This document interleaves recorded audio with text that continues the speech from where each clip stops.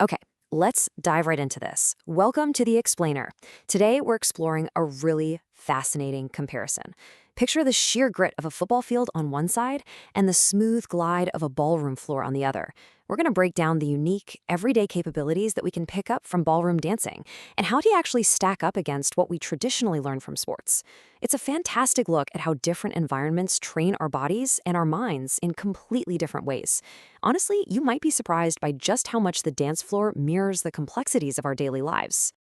So, ask yourself, what can a waltz teach you that a football game can't? It's a great question, right? I mean, you aren't exactly going to tackle your dance partner. Hopefully not, anyway. Now, it is absolutely true that sports are incredible for teaching discipline, teamwork, and core athletic fundamentals. No one's denying that.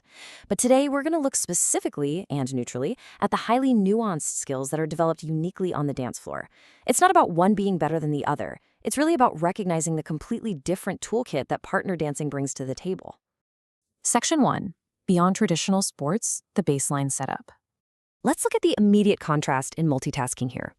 In traditional sports, the heavy focus is usually on athletic fundamentals, right? Raw stamina, agility, explosive strength. But over in ballroom dancing, your baseline requirement involves a massive cognitive load. You have to simultaneously coordinate your physical movements with another human being, interpret a complex and shifting musical structure, and, oh yeah, stay entirely socially present. You literally have to smile and make it look effortless the entire time. You're maintaining absolute physical precision while constantly processing these multiple simultaneous layers of information. It's like a giant puzzle happening in real time. Section 2. Communication through movement. The silent conversation. Think about a fast-paced game for a second. Teammates pass the ball, they call out plays, they're shouting instructions over a roaring crowd just to make sure everyone is on the same page. But how do dancers communicate without words? Think about it. They're moving at high speeds, making split-second decisions, and perfectly synchronizing their bodies without ever calling out, turn left or dip now. How do they pull that off without, just crashing into each other? Well, they use these 4 tools: frame, posture, pressure, and timing. In partner dancing, these physical cues completely replace verbal commands. A slight shift in pressure on the shoulder, that tells a partner to rotate. The alignment of their spines dictates their balance. They're constantly talking to each other through the tension in their arms and their shared sense of time. It's this incredibly complex language that relies entirely on physical sensation rather than sound. And because this communication is completely physical, it creates a scenario of instantly visible improvement. If a lead's frame is unclear, or say a follow is a fraction of a second late, the choreography literally changes on the spot. There's no waiting for the whistle to blow, there's no coach calling a timeout to review the tape, and no regrouping in a huddle. The feedback is instantaneous, and it demands a level of total presence we rarely practice in our everyday lives.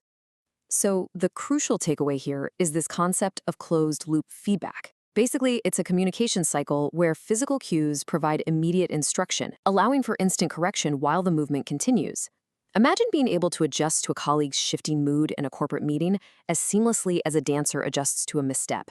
It creates an environment of constant silent harmony and adaptability that you will rarely, if ever, find in standard team sports. Section 3. The musical blueprint, rethinking time and structure. In sports, you're almost always battling a ticking clock, right?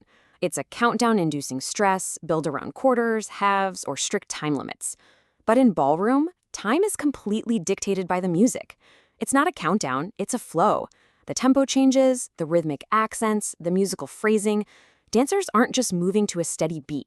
They have to actively translate all those complex musical nuances into exact physical footwork and body timing. I absolutely love this quote from the source material. It says, "Music in ballroom is not background, it's the blueprint." Let that sink in for a second. It's not just some upbeat playlist going while you work out, it dictates every single thing you do. Developing this kind of rhythm literacy on the dance floor eventually helps you synchronize better in all sorts of group activities. You learn to read the rhythm of a conversation or sense the pacing of a live room during a presentation. You really become attuned to the unseen structures that guide human interaction. Section 4. The art of precision, moving together. Sports often ask you to sprint to a finish line, relying heavily on raw speed, agility, and explosive power.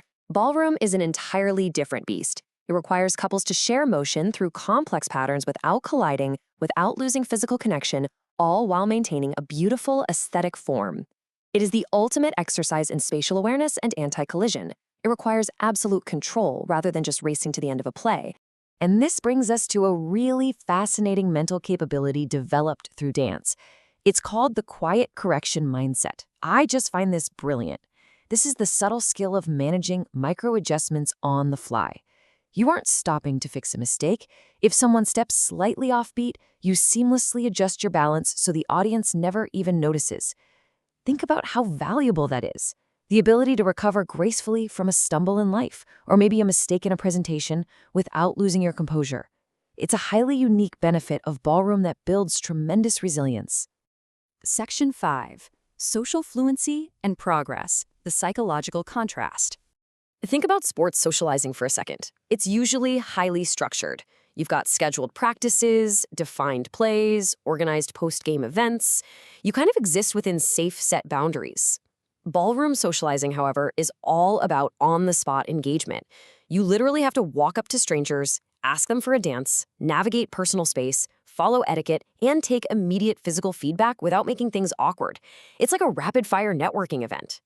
And learning to be present and respectful in these spontaneous environments is an incredibly powerful way to shatter social intimidation and just build everyday confidence. Finally, let's look at how we measure progress. In sports, success is almost always binary. You look at the scoreboard, your stats, the league rankings. Did you win or did you lose? But in ballroom, progress is seen in the process itself. It's measured by your physical control, your musical interpretation, and the quality of your connection with your partner on a random Tuesday night practice. It really takes the pressure off the win and highlights the daily joy of improvement. It just makes personal growth feel so much more accessible and rewarding. So let's quickly recap our core takeaways. While sports build wonderful athletic traits, ballroom offers a highly distinct education. It forces deep partnership communication. It builds a rhythm literacy that fundamentally connects you to music. It demands incredible precision and balance, and it fosters real-time, real-world social confidence. These are essential tools. They're highly specific and incredibly valuable capabilities for a modern world where coordination and collaboration matter more than ever. I want to leave you with a final thought to consider. Take a look at your current routines and how they train your brain and your body. Are you just training to win, or are you training to connect? Are you ready to learn a skill you can feel in every single step? Thank you so much for joining me for this explainer. I hope you have a whole new appreciation for the incredible complexity of the ballroom floor. Keep learning, and I'll see you next time.